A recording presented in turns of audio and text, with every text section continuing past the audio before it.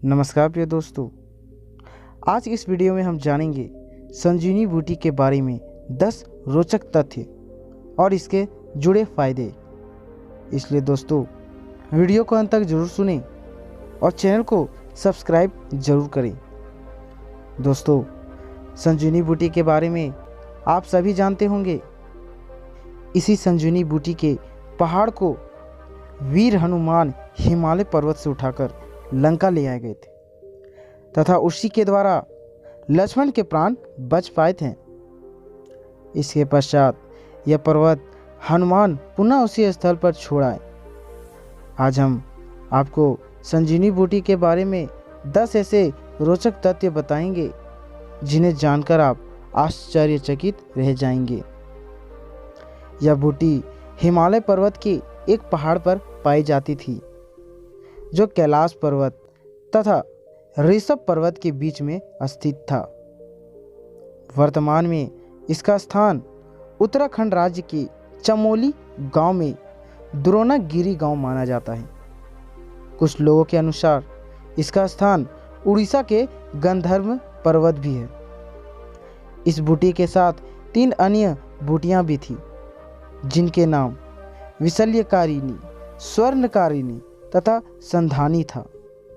यह 3 बूटियां भी अत्यंत चमत्कारी थी, जिनमें से पहली घावों को भर देती थी, दूसरी कटे हुए अंगों को जोड़ देती थी तथा तीसरी विकलांग या विकृत शरीर को सही कर देती थी। इनमें से चौथी थी मृत संजीवनी, जो लगभग मृत हो चुके व्यक्ति को जीवित कर सकती थी। अर्थात मृत संजीवनी बूटी में इतनी ज़्यादा शक्ति थी कि यदि कोई भी व्यक्ति बुरी तरह घायल हो गया है या उसके प्राण निकलने ही वाले हो और उस समय उसे यह बूटी मिल जाए तो उसके प्राण बचाए जा सकते थे। इसी कारण लक्ष्मण के प्राण इतने शक्तिशाली अस्त्र के प्रहार के बाद भी बच गए थे।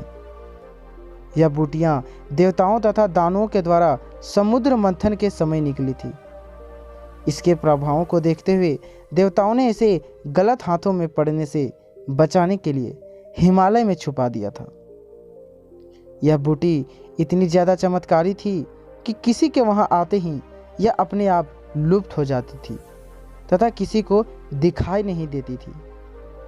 जब उन्हें यह आभास होता था कि इसका कार्य धर्म हेतु किया जा रहा है, तभी यह प्राप्त हो सकती थी। इस बूटी में से हमेशा एक दिव्य प्रकाश निकलता रहता था, जो इसकी मुख्य पहचान था। इसी के द्वारा हनुमान ने इस पहाड़ को पहचाना था। त्रेता युग में जब भगवान हनुमान लंका से संजीवनी पर्वत को वापस हिमालय रखने जा रहे थे, तब उस पहाड़ के कुछ टुकड़े वहां गिर गए थे। वह साथ ही कुछ बूटियां भी गिर गई थी। इस कारण श्रीलंका में उस स्थान पर आज भी औषधियाँ उगती है, जो वहाँ की वनस्पति, मिट्टी, पेड़ पौधों इत्यादि से एकदम भिन्न है।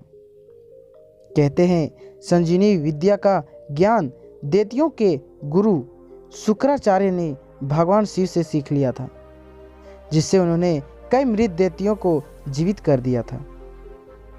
भारतीय तथा विदेश के कई वैज्ञानिकों ने संजीवनी बूटी के रहस्य को जानने के लिए कई प्रकार की खोज की तथा इसके बारे में कई तथ्यों को उजागर किया।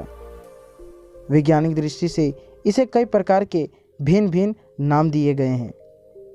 यह बूटी इतनी ज़्यादा चमत्कारी थी कि इससे व्यक्ति के सभी रोग दूर हो जाते थे तथा शरीर से सभी अशुद्धियां निकल जाती थी। इस बूटी का प्रयोग व्यक्ति की आयु तथा लंबाई बढ़ाने के उद्देश्य से भी किया जाता था।